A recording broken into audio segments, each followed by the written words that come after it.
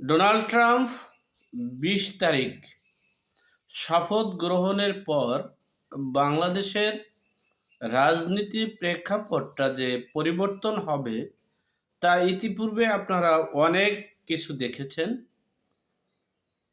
তার ফাইনাল নমুনা হচ্ছে ডোনাল্ড ট্রাম্প ২০শে জানুয়ারি শপথ গ্রহণ করবেন।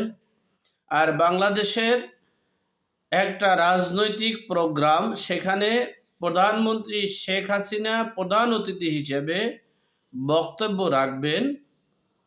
এর পূর্বে ডোনাল্ড ট্রাম্পের কৌশল আর জাতিসংঘের পদক্ষেপ, জাতিসংঘ থেকে ৩ সদস্য বিশিষ্ট একটা কমিটি বাংলাদেশে পাঠিয়েছে। বাংলাদেশে আমাদের জাতিসংঘের প্রতিনিধি একজন আছেন, তিনি হচ্ছেন গোয়েন লুইস। তারকে সহযোগিতা করার জন্য আরও ৩ সদস্য বিশিষ্ট কমিটি বাংলাদেশে পাঠিয়েছেন। তাদের সময়সীমা হচ্ছে 10 দিন, অর্থাৎ আজকে কত 17 তারিখ থেকে, অর্থাৎ 16 তারিখ থেকে 26 বা 25 তারিখ পর্যন্ত তারা থাকবেন।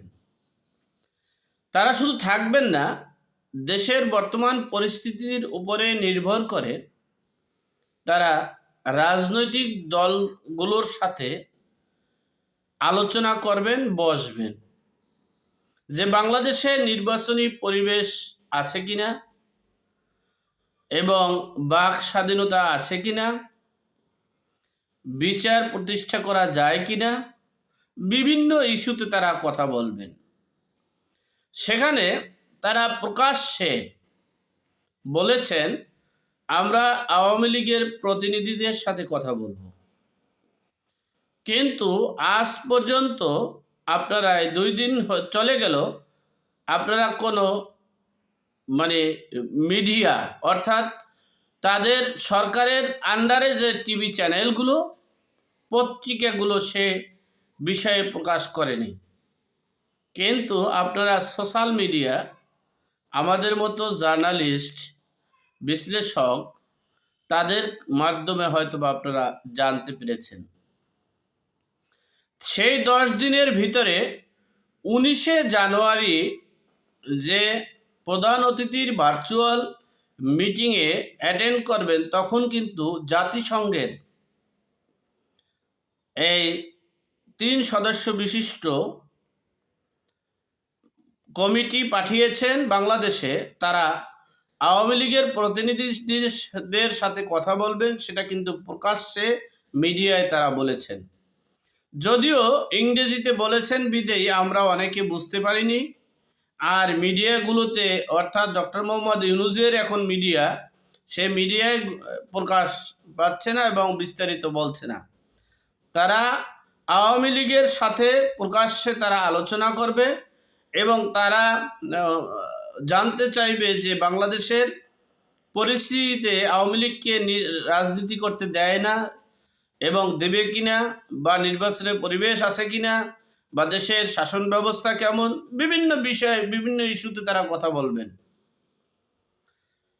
এরপরে হচ্ছে ডোনাল্ড ট্রাম্প 20শে জানুয়ারির পর, শপথ গ্রহণের পর হয়তোবা আওয়ামী লীগ সকল রাজনৈতিক কার্যক্রম শুরু করতে পারে বাংলাদেশে। সে রকমেরই পদক্ষেপ নিয়ে হাঁটছে বাংলাদেশ।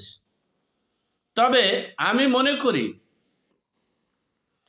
আওয়ামী লীগ যদি নিজেদেরকে সংস্কার করতে না পারে, তাহলে আরও 20 বছরও ক্ষমতায় আসতে পারবে না।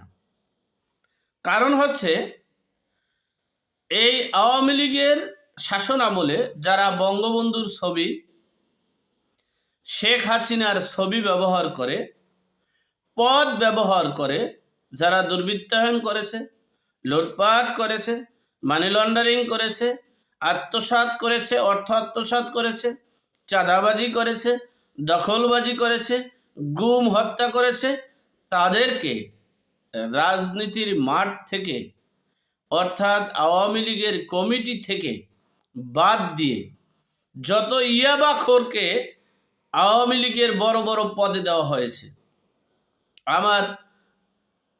আমার জানা মতে বহুত ইয়াবাখোর আওয়ামী লীগের বড় বড় পদে আছেন। আওয়ামী লীগের নৌকার উপজেলা চেয়ারম্যান পর্যন্ত আছেন। যাই হোক, তাদের নামে মাদকের মামলা বহুত আছে। যাই হোক, সেগুলো থেকে বেরিয়ে নতুন নেতৃত্বে যাদের পরিবার আওয়ামী লীগের, যারা স্বাধীনতার চেতনায় বিশ্বাসী, তাদেরকে দিয়ে যদি সংগঠন করা হয়, তাহলে ডোনাল্ড ট্রাম্পের যে পদক্ষেপ, জাতিসংঘের যে পদক্ষেপ, বিশ্ববাসীর যে পদক্ষেপ, মার্কিন যুক্তরাষ্ট্র ও পশ্চিমা রাষ্ট্রগুলো যে বলেছেন বাংলাদেশের একটা জঙ্গি সংগঠন হয়েছে, তাও বিশ্বের ৩য় নম্বরে স্থান, এই জঙ্গি সংগঠনকে থেকে বের হওয়ার জন্য যে প্ল্যান পরিকল্পনা জাতিসংঘ সহ পশ্চিমা রাষ্ট্রগুলো নিয়েছে, সেগুলো সফল হওয়ার সম্ভাবনা হতে পারে। তবে আওয়ামী লীগকে আগে সংস্কার করতে হবে। যাদের দিয়ে এখন সভা সমাবেশে বক্তব্য দেওয়াতে চেয়েছেন বা দিতে চাচ্ছেন, বা তাদেরকে দিয়ে, শোনেন একটা কথা আমি স্পষ্ট বলি, যে শেখ হাসিনা যদি মনে করে বা শেখ পরিবার যদি মনে করে আওয়ামী লীগ আমরা যারা আছি তারাই করব, আমরা যারা পরিবারে আছি তারাই করব, আমরা যারা কেন্দ্রীয় কমিটি করতেছি তারাই করব, তাহলে মনে রাখবেন একজন প্রধানমন্ত্রী তিনি দেশ থেকে পালিয়ে গেছেন। যদি তাদের ক্ষমতা থাকে, তাদের যদি যোগ্যতা থাকতো, তাহলে তারা কেন পারেনি তারা নিজেরা দেশে থাকতে? তাহলে বুঝতে হবে তাদের দুর্বলতা আছে। যেই দেশে এখনো 60% জনগণ আওয়ামী লীগের পক্ষে আছে, সেই দেশের নেতাকর্মীরা আজকে পালিয়ে বেড়াচ্ছে, দেশ ছাড়ছেন, অবশ্যই তার দুর্বৃত্তায়ন আছে। সুতরাং মাননীয় প্রধানমন্ত্রী শেখ হাসিনাকে বলবো, সাবেক সভানেত্রী এবং বঙ্গকন্যা শেখ হাসিনাকে বলবো, আপনি এই আওয়ামী লীগ এই বাংলাদেশে প্রতিষ্ঠিত করতে পারবেন না যতক্ষণ পর্যন্ত কেন্দ্রীয় কমিটির সংস্কার এবং একবারে ইউনিয়ন, ওয়ার্ড, উপজেলা, জেলা সংস্কার করে গোপনীয়ভাবে নেতৃত্ব বের করে এরপরে মাঠে নামেন। মাঠে নামলে, যেহেতু ডোনাল্ড ট্রাম্প আসেন,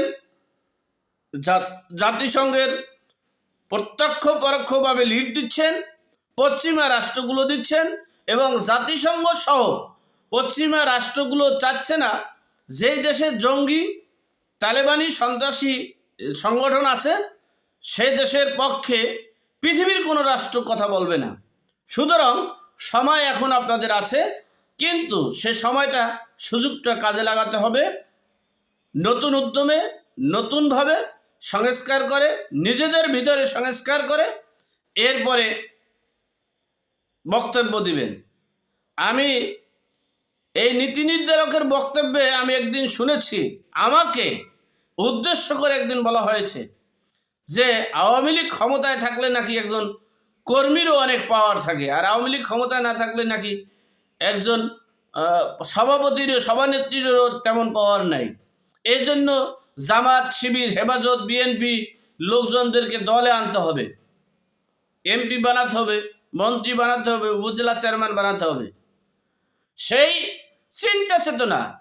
আর ব্যবসায়ীকে এমপি বানাবেন, ব্যবসায়ীকে মন্ত্রী বানাবেন, সেই চিন্তা চেতনা বের করিয়ে দেশের জনগণের পক্ষে, দেশের পক্ষে, দেশের কল্যাণে, দেশের জনগণের কল্যাণে কাজ করুন, সংস্কার করুন।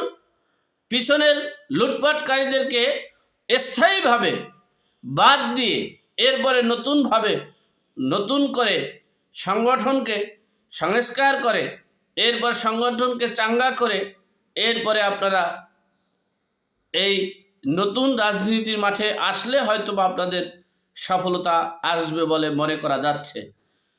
আর যদি সেটা না হয় তাহলে আগামী ২০ বছরে আওয়ামী লীগ ক্ষমতায় আসতে পারবে কিনা, যত দেশি বিদেশি যত প্রকারের ষড়যন্ত্র থাকুক না কেন, কিন্তু নিজেকে তো আগে সংস্কার করতে হবে। ধরেন আপনি আসলেন ক্ষমতায়, আপনি প্রধানমন্ত্রী হিসেবে বসলেন, কিন্তু আপনার আশেপাশে যেই দুর্বৃত্তায়ন আছে তাদের দিয়ে দেশ চালানো সম্ভব হবে না। তাদেরকে দেশের জনগণ অ্যালাউ করছে না। আপনার বুঝতে হবে, সভানেত্রীকে বলছি, আপনার বুঝতে হবে জুন জুলাইয়ের আন্দোলনে আওয়ামী লীগের 50% লোক এই আন্দোলনের সাথে সম্পৃক্ত ছিল। কেন ছিল? একজন বাবাখোরকে উপজেলা চেয়ারম্যান বানাবেন, একজন গাঁজাখোরকে উপজেলা আওয়ামী লীগের সাধারণ সম্পাদক বানাবেন? হ্যাঁ, তাহলে সেই দেশের কালচার, সেই দেশের অবস্থা, সেই দেশের পরিণতি কি হতে পারে? সুতরাং নিজেদের দলের ভিতরে সংস্কার করে, নিজেদেরকে সংস্কার করে এরপরে নতুন উদ্যম নিয়ে মাঠে নামুন। অবশ্যই রাত যত গভীর হয় প্রভাত তত নিকটে। প্রিয় দর্শক, এ পর্যন্তই।